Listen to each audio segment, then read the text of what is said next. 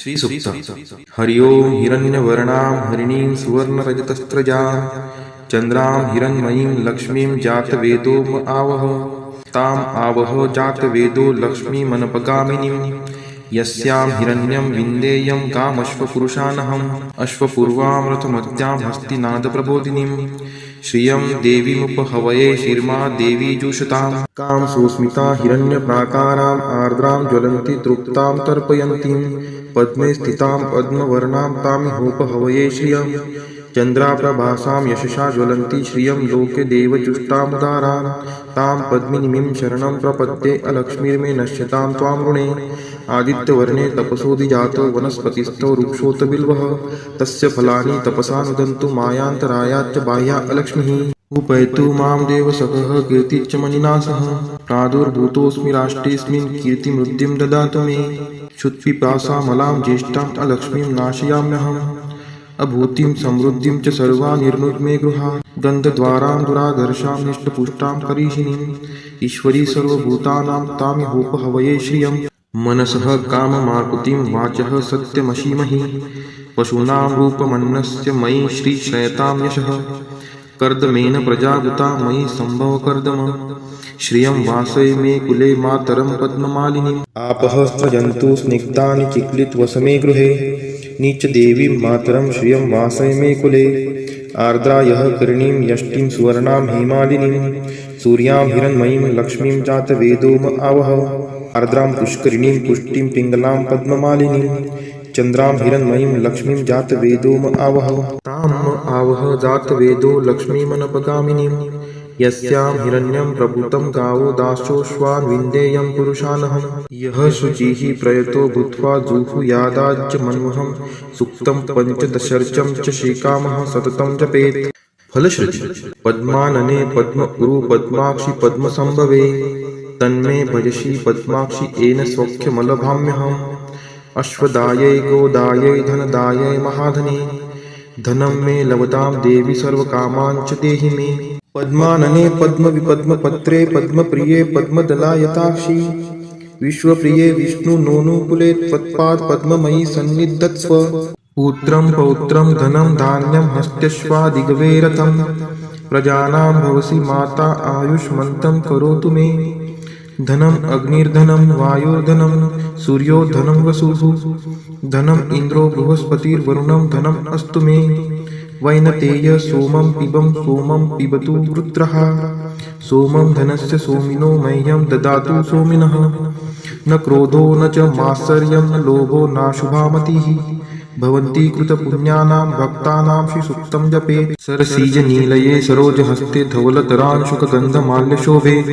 भगवती हरिवल्लभे मनोज्ञे त्रिभुवनभूतिकरी प्रसीद मह्यं विष्णुपतिं क्षमां देवीं माधवीं माधवप्रियां लक्ष्मीं प्रियसखीं देवी नामाम्यच्युतवल्लभां महालक्ष्मी च विद्महे विष्णुपत्नी च धीमहि तन्नो लक्ष्मीः प्रचोदयात् श्रीवर्चस्वम् आयुष्यम् आरोग्यमाविदात् शोभमानं महीयते धान्यं धनं पशुं बहुपुत्रलाभं शतसंवत्सरं दीर्घमायुः इति श्रीसूक्तम् वेङ्कटेशो वासुदेव प्रद्युम्नोमितविक्रम संकर्षणो अनिरुद्धश्च शेषाद्रिपतिरेव च जनार्दन पद्मनाभो वेङ्कटाचलवासन सृष्टिकर्ता जगन्नाथो माधवो भक्तवत्सल गोविन्दो गोपति कृष्णकेशवो गरुडध्वज वराहो वामनश्चैव नारायण अधोक्षज श्रीधर पुण्डरीकाक्ष सर्वदेवस्तुतो हरि श्रीनृसिंहो महासिंह सूत्रकार पुरातन रमानाथो महीभर्ता मधुर पुरुषोत्तम चोडपुत्रप्रिय शान्तो ब्रह्मादीनां वरप्रद श्रीनिधि सर्वभूतानां भयकृत्भयनाशनः श्रीरामो रामभद्रश्च भवबन्धैकमोचकः भूतावासो गिरावास श्रीनिवास श्रियपतिः अच्युतानन्द गोविन्दो विष्णुर्वेङ्कटनायकः सर्वदेवैकशरणं सर्वदेवैकदैवतं समस्तदेवकवचं सर्वदेवशिखामणि इतीदं कीर्तितं यस्य विष्णोरमिततेजसः त्रिकाले यः पठेन्नित्यं पापं तस्य न विद्यते राजद्वारे पठेद्घोरे सङ्ग्रामे रिपुसङ्कटे भूतसर्पपिशाचादि भयं नास्ति कदाचन अपुत्रो लभते पुत्रान् निर्धनो धनवान् भवेत् रोगार्तो मुच्यते रोगात् बद्धो मुच्येत बन्धनात् यद्यदिष्टितमं लोके तत्तत् प्राप्नोत्य संशयः ऐश्वर्यराजसम्मानं भक्तिमुक्तिफलप्रदं विष्णोर्लोकैकसोपानं सर्वदुःखैकनाशनं सर्वैश्वर्यप्रदं नृणां सर्वमङ्गलकारकं मायावी परमानन्दं त्यक्त्वा व्यङ्कटमुत्तमं स्वामी पुष्करिणीतीरे रमया सह मोदते कल्याणाद्भुतगात्राय कामितार्थप्रदायिने श्रीमद्वेङ्कटनाथाय श्रीनिवासाय ते नमः। वेङ्कटाद्रिसमं स्थानं ब्रह्माण्डे नास्ति किञ्चन वेङ्कटेशसमो देवो न भूतो न भविष्यति इति ब्रह्माण्डपुराणे ब्रह्मनारदसंवादे श्रीवेङ्कटस्तोत्रं सम्पूर्णम्।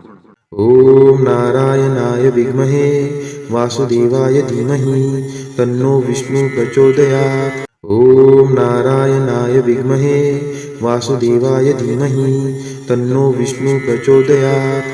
ॐ नारायणाय विद्महे वासुदेवाय धीमहि तन्नो विष्णु प्रचोदयात्। ॐ नारायणाय विद्महे वासुदेवाय धीमहि तन्नो विष्णु प्रचोदयात्। ॐ नारायणाय विद्महे वासुदेवाय धीमहि तन्नो विष्णु प्रचोदयात्। ॐ नारायणाय विद्महे वासुदेवाय धीमहि तन्नो विष्णु प्रचोदयात्। ॐ नारायणाय विद्महे वासुदेवाय धीमहि तन्नो विष्णु प्रचोदयात्। ॐ नारायणाय विद्महे वासुदेवाय धीमहि तन्नो विष्णु प्रचोदयात्। ॐ नारायणाय विद्महे वासुदेवाय धीमहि तन्नो विष्णु प्रचोदयात्। ॐ नारायणाय विद्महे वासुदेवाय धीमहि तन्नो विष्णु प्रचोदयात्। ॐ नारायणाय विद्महे वासुदेवाय धीमहि तन्नो विष्णु प्रचोदयात्। ॐ नारायणाय विद्महे वासुदेवाय धीमहि तन्नो विष्णु प्रचोदयात्। ॐ नारायणाय विद्महे वासुदेवाय धीमहि तन्नो विष्णु प्रचोदयात्। ॐ नारायणाय विद्महे वासुदेवाय धीमहि तन्नो विष्णु प्रचोदयात्। ॐ नारायणाय विद्महे वासुदेवाय धीमहि तन्नो विष्णु प्रचोदयात्।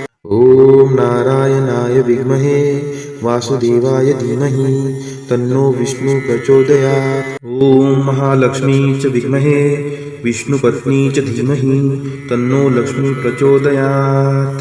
ॐ महालक्ष्मी च विद्महे विष्णुपत्नी च धीमहि तन्नो लक्ष्मी प्रचोदयात्। ॐ महालक्ष्मी च विद्महे विष्णुपत्नी च धीमहि तन्नो लक्ष्मी प्रचोदयात्। ॐ महालक्ष्मी च विद्महे विष्णुपत्नी च धीमहि तन्नो लक्ष्मी प्रचोदयात्। ॐ महालक्ष्मी च विद्महे विष्णुपत्नी च धीमहि तन्नो लक्ष्मी प्रचोदयात्।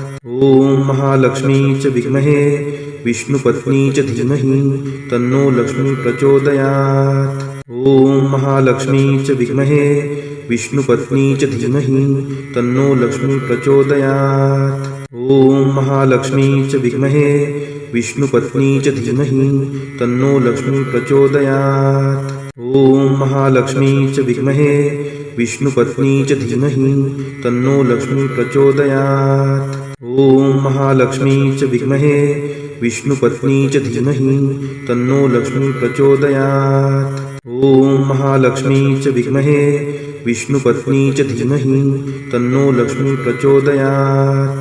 ॐ महालक्ष्मी च विद्महे विष्णुपत्नी च धीमहि तन्नो लक्ष्मी प्रचोदयात्। ॐ महालक्ष्मी च विद्महे विष्णुपत्नी च धीमहि तन्नो लक्ष्मी प्रचोदयात्। ॐ महालक्ष्मी च विद्महे विष्णुपत्नी च धीमहि तन्नो लक्ष्मी प्रचोदयात्। ॐ महालक्ष्मी च विद्महे विष्णुपत्नी च धीमहि तन्नो लक्ष्मी प्रचोदयात्। ॐ महालक्ष्मी च विद्महे विष्णुपत्नी च धीमहि तन्नो लक्ष्मी प्रचोदयात्।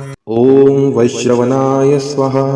ॐ श्रीं ॐ ह्रीं श्रीं ह्रीं क्लीं श्रीं क्लीं श्री वित्तेश्वराय नमः। ॐ वैश्रवणाय स्वाहा। ॐ श्रीं ॐ ह्रीं श्रीं ह्रीं क्लीं श्रीं क्लीं श्री